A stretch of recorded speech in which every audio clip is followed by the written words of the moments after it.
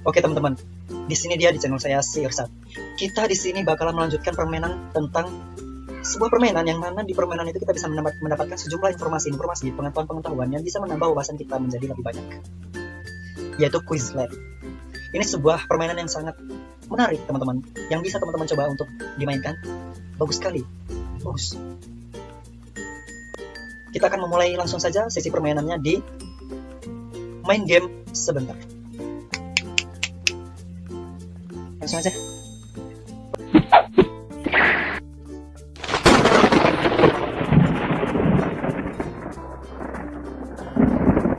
Oke, jadi kita sudah ada di beranda permainan Quizlet. Gimana kalau nggak pakai lama, kita langsung mulai aja. Langsung aja bermain.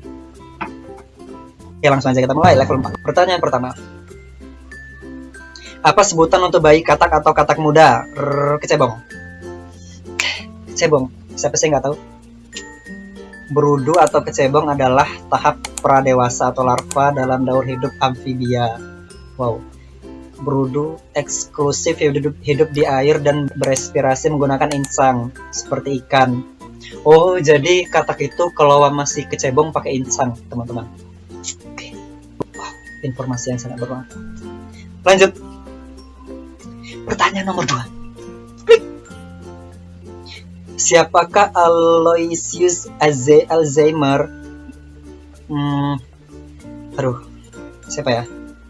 Psikiater, pilot, pemburu, sulap. Kayaknya ini teman-teman. Sebenarnya saya sudah menyangka sih tadi kalau jawabannya itu psikiater, cuman ya karena ada pilihan pilot saya cukup ragu. Oke, nggak apa-apa, kita baca penjelasannya.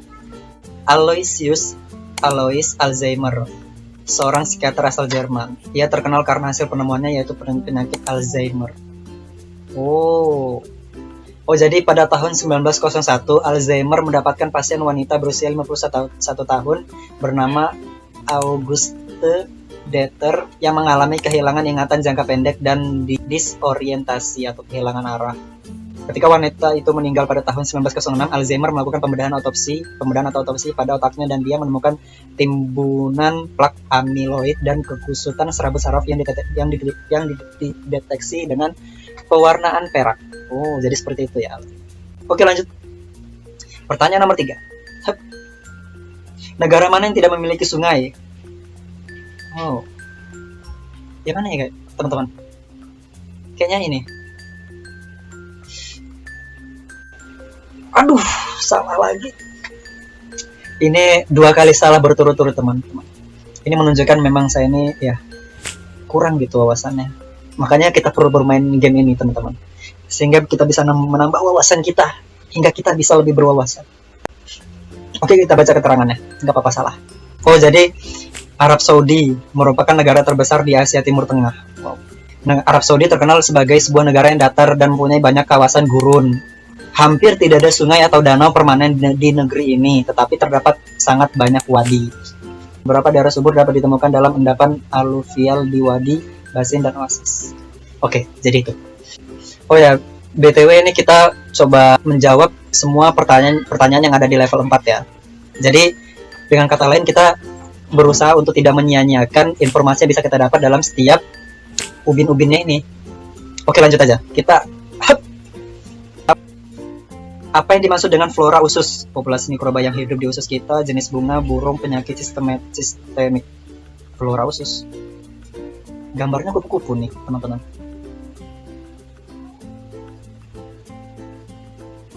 Oke, kita pilih aja yang ini. Bener. Jawabannya itu populasi mikroba yang hidup di usus kita. Kita baca penjelasannya. Oh, jadi flora usus itu tuh bakteri baik yang justru dibutuhkan anak dalam tubuhnya. Terdapat dalam saluran cerna manusia yang berfungsi untuk menjaga sistem kekebalan tubuh. Kita mendapat informasi lagi. Oke, lanjut. Wow, Baru juga sebentar, baru 4 pertanyaan kita sudah menemukan jalan keluar, teman-teman. Jalan keluar dari level 4 ini. Tapi seperti yang ya saya katakan tadi, kita akan mencoba menyelesaikan sebanyaknya atau semuanya ubin di level 4 ini. Langsung aja. Finlandia juga terkenal dengan nama apa? Negeri pujangga, negeri seribu danau, negeri matahari terbit, negeri langit biru. Negeri matahari terbit nggak mungkin, karena ini Jepang. Apa ya? Kalau gambarnya sih kayak banyak pulau, banyak perairan ini. Ya, benar teman-teman. Ya ini saya jawab ini karena ngelihat dari gambarnya itu sih banyak ya kayak banyak danau lah gitu. Oke, kita baca penjelasannya. Oke, Finlandia itu sebuah negara yang terletak di benua Eropa bagian utara. Finlandia mempunyai ribuan danau, sekitar 188.000 dan pulau 179.500 yang menjadikan Finlandia mendapat julukan daratan dengan ribuan danau. Oke, lanjut. Hup. Siapakah sahabat Tom Sawyer? Siapa Tom Sawyer ini? Oke, karena saya nggak tahu, mungkin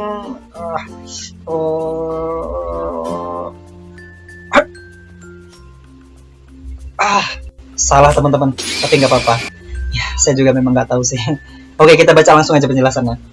Tom Sawyer, Anak Amerika adalah judul buku karangan Mark Twain yang diterjemahkan dari buku berbahasa Inggris The Adventures of Tom Sawyer. Mengisahkan seorang anak bernama Tom Sawyer di Amerika Serikat pada abad ke-19. Oh, jadi ini ada di keterangan tokoh-tokohnya dalam buku itu ya. Jadi jawabannya itu Huckleberry Finn. Oke, lanjut. Pertanyaan berikutnya. Ya. Apa yang dapat diukur dengan unit yang dikenal dengan Newton? Newton itu gaya. Hup. Wow, Anda mendapatkan satu bonus baru, petunjuk kesempatan ganda. Ambil. Gaya di ilmu fisika adalah interaksi apapun yang dapat menyebabkan sebuah benda bermassa mengalami perubahan gerak baik dalam bentuk arah maupun konstruksi geometris. Gaya memiliki besaran magnitud dan arah sehingga merupakan kuantitas vektor. Satuan gaya adalah Newton. Oke, lanjut. Oke, kita ambil peti harta karunnya. Keren. 13 poin. 13 koin. Yang berikutnya. Siapakah komandan Wing Tommy atau Yeo Thomas? Siapa ini teman-teman? Saya juga nggak tahu nih, baru dengar. Pejuang bersama militer Polandia melawan Nazi, semuanya benar, menyamakan pesawat itu. Semuanya benar.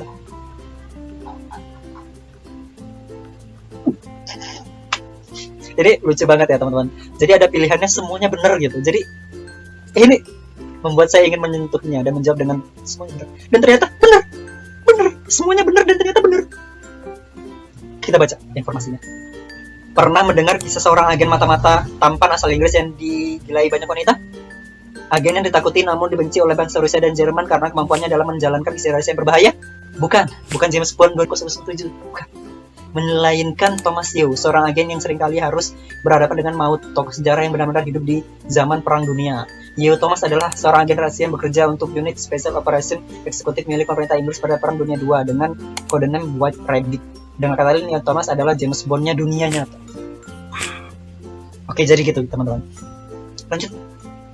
Pertanyaan berikutnya. Kapan generasi milenial lahir? Wow, apakah generasi kita? Oh, no. Tapi kok 19-an ya? Kayaknya ini teman-teman yang paling muda tahunnya. Bener. Karena saya ngeliat periode tahunnya gitu, yang ini kelihatan paling muda periodenya. Jadi saya jawab. Milenial dikenal dengan generasi Y atau Gen Y atau generasi Langgas, adalah kelompok demografi setelah generasi X, Gen X. Tidak ada batas waktu yang pasti untuk awal dan akhir kelompok ini. Para ahli meneliti biasanya menggunakan 1980-an sebagai awal kelahiran kelompok ini dan pertengahan tahun 1990 hingga 2000-an sebagai akhir kelahiran. Kita lanjut pertanyaan berikutnya. Apa itu polyglot? Tanaman karnivora, amfibi, orang multibahasa, penyumbang usus. Kata poli biasanya multi teman-teman. Oke, kita langsung coba. Benar. Saya jawab orang multibahasa karena di pertanyaan ada poli. Poli itu kan biasanya banyak gitu, lebih dari 1 atau 2 gitu. Oke, kita baca penjelasannya. Polyglotisme adalah kemampuan menurutkan beberapa bahasa dengan sangat mahir. Belum ada kesepakatan mengenai berapa banyak bahasa yang harus dikuasai seorang agar bisa disebut polyglot. Ada yang menetapkan 4 atau lebih karena penutur 2 atau 3 bahasa biasanya disebut bibahasa, bilingual, dan tribahasa trilingual. Oh, apa ini Vicky lagi ya teman-teman? Apakah begitu? Mungkin. Oke, lanjut. Pertanyaan berikutnya. Hup. Kita buka petinya nanti. Manakah di antara kalimat berikut yang menggunakan majas hiperbola? Suara dengan lebah secara terus-menerus. Ini bukan masalah yang kecil, suruh bujangan. Ada lagi, dia menabrakkan tembakan yang terdengar. Dia meninggalkan tembakan dari sebelumnya. Suara dengan lebah secara terus. Hiperbola, kayaknya sih yang ini teman-teman. Benar. Untung aja benar. Oke, kita baca. Kalau nggak salah sih hiperbola itu majas yang melebih-lebihkan. Hiperbola. Oh benar kan? Yunani kuno artinya berlebihan. Adalah salah satu gaya bahasa yang menyatakan sesuatu secara berlebihan. Lawannya itu adalah litotesi. Hiperbola sering digunakan dalam percakapan sehari-hari sebagai penguat, seperti mengatakan tas berbobot 1 ton, meskipun berbobotnya tidak sampai 1 ton. Hanya karena tasnya berat lalu berlebihkan dengan gaya bahasanya. Seperti itu teman-teman, contohnya hiperbola. Oke lanjut. Seperti itu teman-teman. Oke lanjut. Seperti itu teman-teman. Pertanyaan beri. Kita buka petinya dulu. Peti hadiah. Keren. Oke, bonus 19 koin. Lanjut, ambil hadiah. Pertanyaan berikutnya. Seberapa jauh seekor sigung dapat menyemprot? Wow, sigung.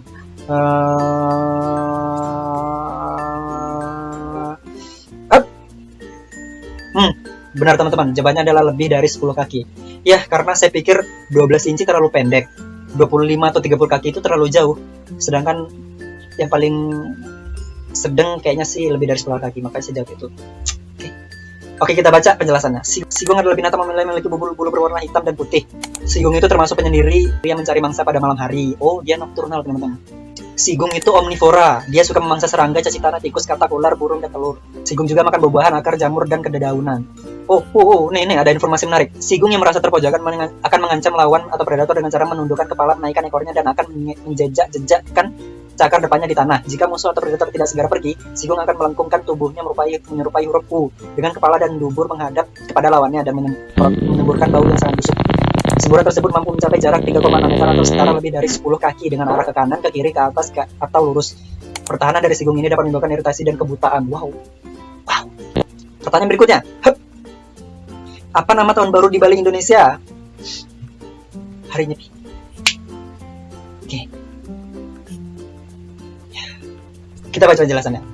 Nyepi adalah hari raya umat Hindu yang dirayakan setiap tahun baru Saka. Hari ini jatuh pada hitungan Tilem Kesanga 9 yang dipercaya merupakan hari penyucian dewa-dewa yang berada di pusat samudera yang membawa intisari amerta air hidup. Untuk itu umat Hindu melakukan pemujaan suci terhadap mereka. Hari Raya Waisak bersama dengan Hari Raya Nyepi ditetapkan sebagai hari libur nasional berdasarkan keputusan Presiden Indonesia nomor 3 tahun 1983 tanggal 19 Januari 1983. Nyepi berasal dari kata sepi, sunyi, atau senyap. Hari Raya Nyepi sebenarnya merupakan perayaan tahun baru Hindu berdasarkan penanggalan atau kalender Caka yang dimulai sejak tahun 78 Masehi. Seperti itu teman-teman penjelasannya. Oke, lanjut. Pertanyaan ganda teman-teman. Apa arti eutanasia? Pernah dengar nih. Hilangnya sensasi, pemusnahan beberapa sektor populasi, pemilihan otak setelah mengakhiri hidup dengan sengaja untuk menghilangkan rasa sakit. Kayaknya nih teman-teman. Oke, benar. Wow. Mendapat petunjuk jalan teman-teman. Ambil hadiah. Ya, karena seingat saya eutanasia itu tuh seperti menghilangkan rasa sakit gitu teman-teman. Oke, kita baca penjelasannya. Eutanasia adalah praktik pencabutan kehidupan manusia atau melalui cara yang dianggap tidak menimbulkan rasa sakit atau menimbulkan rasa sakit yang minimal, biasanya dilakukan dengan cara memberikan suntikan yang mematikan. Aturan hidup mengenai masalah ini berbeda di tiap negara dan seringkali berubah seiring dengan perubahan norma-norma budaya maupun kesediaan perawatan atau tindakan medis. Di beberapa negara euthanasia dianggap legal, sedangkan di negara-negara lainnya dianggap melanggar hukum. Oleh karena sensitifnya isu ini, pembatasan dan prosedur yang ketat selalu ditetapkan tanpa memandang seluruh hukumnya. Wow. Oke, jadi seperti itu teman-teman. Lanjut. Oke, ini apa? Oh, ini milik kartu.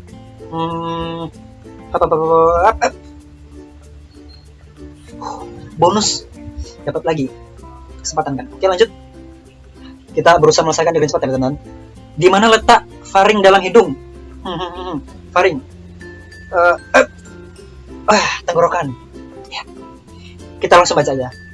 Faring dari bahasa Yunani pharynx adalah tenggorokan atau kerongkongan yang merupakan bagian dari sistem pencernaan dan sistem pernafasan. Istilah ini terutama dipakai dalam kalangan ilmu kedokteran. Wow. Pada umumnya faring dibagi menjadi 3 bagian, yaitu faring nasal yang berhubungan dengan rongga hidung, faring oral yang berhubungan dengan rongga paru-paru, dan faring laryngeal yang berhubungan dengan epiglotis dari laring serta menuju ke esofagus. Oke, lanjut. Pertanyaan berikutnya. Siapa ilmuwan yang berkata imajinasi lebih penting daripada pengetahuan? Ada yang pernah dengar, teman-teman? Saya baru dengar kayaknya. Imajinasi lebih penting daripada pengetahuan.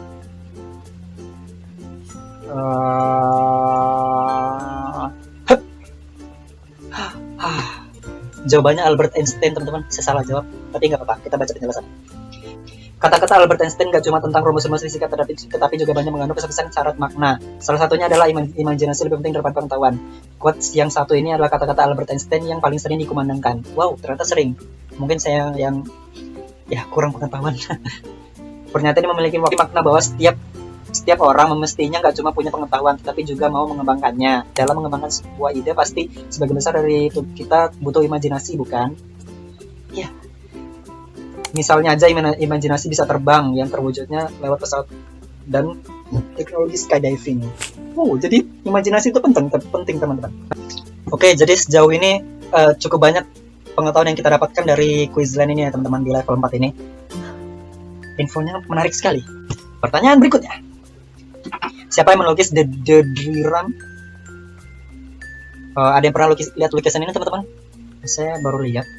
Siapa ya? Cuman ini yang kayaknya nama yang pernah saya dengar. Bener.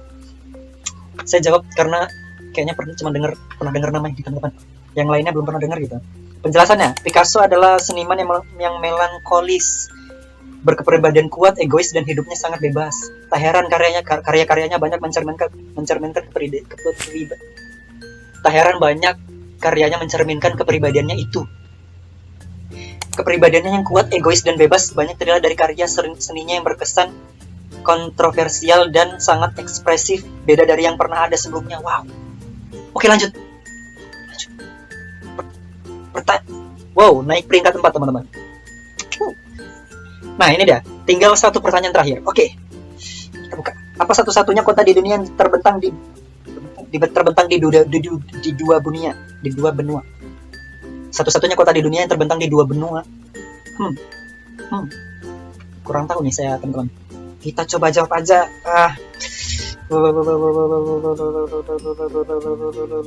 Ini aja. Saya tadi mau jawab Istanbul, teman-teman. Cuma gak yakin gitu. Malah jawab Paris. Oke, ini agak memalukan. Kurang tahu.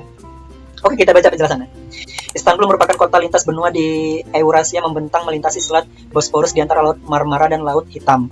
Istanbul merupakan salah satu kota yang paling padat penduduknya di dunia, menempati peringkat 6 besar di dunia menurut populasi dalam batas kota, dan merupakan kota terbesar di Eropa. Istanbul yang dalam sejarah juga dikenal sebagai Konstantinopel dan Bizantium adalah kota terpadat di Turki yang menjadi pusat perekonomian, budaya, dan sejarah negara tersebut. Wow. Seperti itu, teman-teman, penjelasannya. Oke, lanjut. Pertanyaannya sudah kita jawab semua di level 4 ini. Kita menuju keluar. Ya. Siapa yang merancang Menara Eiffel? Ini pernah dengar tapi lupa. Cuma ingat belakangnya doang, Eiffel. Gustav Solomon Eiffel. Kayaknya ini, teman-teman. Bener. Gustav Eiffel, teman-teman. Alexandre Gustave Eiffel adalah seorang insinyur Prancis dan arsitek serta seorang spesialis struktur logam. Dia terkenal karena merancang Menara Eiffel yang dibangun dalam periode 1887 sampai 1889 untuk 1889 Universal Exposition di Paris, Prancis, serta patung Liberty, New York, Amerika Serikat. Oke. Ya, itu dia pertanyaan terakhir. Jadi gitu, kalau kita menekan tombol keluar, itu sebelum keluar kita disuguhi pertanyaan terakhir. Oke, jadi poinnya kita mendapat bintang 2 dengan skor 182. Presentasi penyelesaian 100%, jawaban benar 73%, waktu level. Jadi seperti itu, teman. Ambil hadiah. Anda mendapatkan satu prestasi baru, Pilgrim. Anda membalik semua ujian di lantai. Jadi saya mendapatkan prestasi baru karena telah berhasil membalik semua ubin di level 4. Jadi ada sesuatu memang yang kita dapatkan dengan melakukan hal tersebut, yaitu menjawab semua pertanyaan di level 4. Oke, kita naik peringkat 926 secara online. Oke teman-teman, mungkin itu aja untuk video kali ini. Kita sudah menyelesaikan level 4 dengan cara menjawab semua pertanyaan-pertanyaan yang ada di Ubin level 4 itu. Dan alhasil kita mendapatkan prestasi bahwa kita telah membalik semua Ubin. Semoga informasi-informasi yang kita dapatkan di sini dapat bermanfaat dan menambah wawasan kita. Oke, tutup ya.